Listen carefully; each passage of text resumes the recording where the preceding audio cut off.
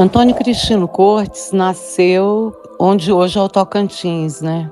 Em Tocantinópolis. Era uma cidade pequena, tinha só um grupo escolar. Todos estudavam no grupo porque era só aquilo que tinha. E um dos meninos, na época, Antônio Cristino Cortes tinha 9 anos. Um dos meninos que estudavam lá com ele contraiu uma febre, que depois de muito tempo deduziu-se ser febre amarela, né? E eles foram, os coleguinhas do grupo, foram visitar o colega que estava com a febre e contraíram a febre. E no caso do Antônio Cristino, a febre veio de uma forma muito forte. Ele foi esvaindo e não tinha mais força, a febre não cedia. Então chegou num ponto que ele não tinha força de sentar na cama. Ele estava muito debilitado e acreditou toda a família que ele já estava no fim e realmente estava no final da vida. Então pensou, qualquer hora ele morre, né? Ficar alguém aqui perto. Mas a pessoa dormiu. Quando acordou, por volta de 5 horas da manhã, ele não estava na cama. Então todo mundo ficou desesperado.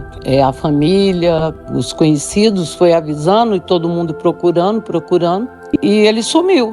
A cidade era muito pequena na época. Todo mundo da cidade estava procurando. E era uma cidade que a maioria das pessoas tinham renda, a renda era de pescador, né? Pescaria. Então, todo mundo muito preocupado se ele podia. Será que esse menino caiu no rio, né? Mas como se ele não conseguia sentar? Quem que levou ele e jogou fora? Não, sabe, não tinha muito o que fazer. Todo mundo já estava em desespero. Quando foi 5h30 da tarde, 6 horas, 2 pescadores estavam subindo, né? Chegou, voltando da pescaria, e trouxeram o menino junto na canoa, puxando uma outra canoa vazia. Aí todo mundo na beira do rio, o menino Antônio Cristino está aqui. Chegou com os pescadores ajudando ele. Na verdade, os pescadores saíram para pescar antes de descobrirem que o menino tinha sumido. Então eles não viram, não sabiam que a criança tinha sumido. Eles estavam subindo o rio, aí eles contaram que estava subindo o rio e viram uma praia, aí disse que tinha umas pedras e o menino estava em cima das pedras, dormindo, e uma canoa no meio da praia. Mas não tinha nenhuma pisada de alguém ou que tenha puxado a canoa para o meio da praia. A canoa estava no meio da praia, como se alguém tivesse colocado ela lá, sem puxar, a areia não tinha pegada de nada. Então eles pararam a canoa, foram lá olhar, o menino estava lá, acordaram ele. Como que você veio parar aqui? E como que essa canoa está no meio da praia, sem ninguém ter puxado ela, né? Aí ele contou que ele estava deitado e ele viu um padre no pé da cama dele com um cordão branco amarrado na cintura. E esse padre, sem mexer os lábios, falou com ele mentalmente.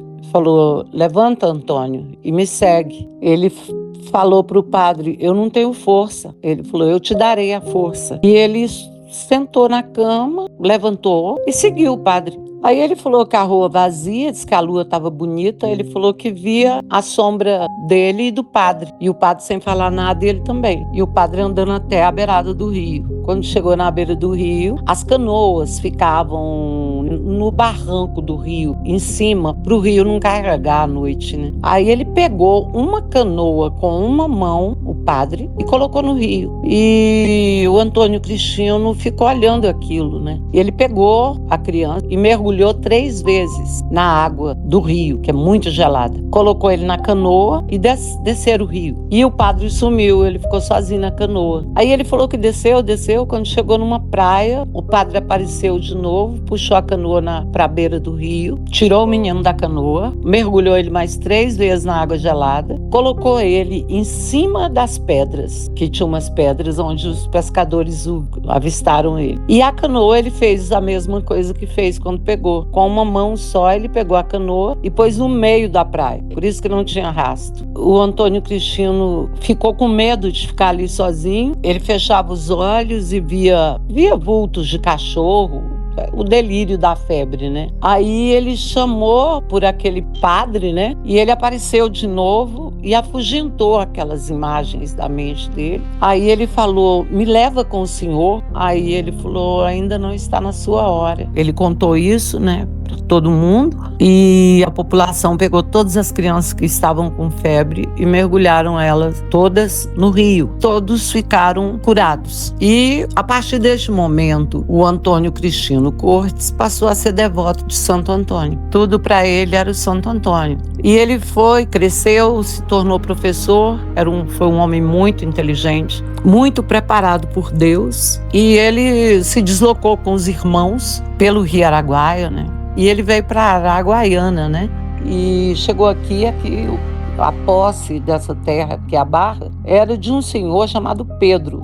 Falou que queria montar uma vila, um garimpo aqui, e ele falou que ele vendia para o vovô. Aí o vovô pegou e comprou. E o Francisco Dourado foi ajudá-lo. Eles fazerem a primeira rua, né? Eles foram construindo, né, as casas que eles iam morar, e ele convidou as pessoas para irem morar lá. E como ele era devoto de Santo Antônio, ele construiu a primeira igreja de Santo Antônio aí na Barra. E quando ele estava fazendo a igreja, a primeira igreja, ele dormia em rede. Ele falou que estava dormindo na rede e viu uma nuvem branca e viu Santo Antônio descer por essa nuvem. Aí deu um sorriso para ele e falou: "Vamos, Antônio." Ele falou: "Agora eu não posso ir com o senhor, eu estou construindo a sua igreja." Aí ele deu outro sorriso, virou as costas e subiu essa escada, que era uma nuvem, não sei, e desapareceu. Então, o meu pai, toda a família, nós somos devotos de Santo Antônio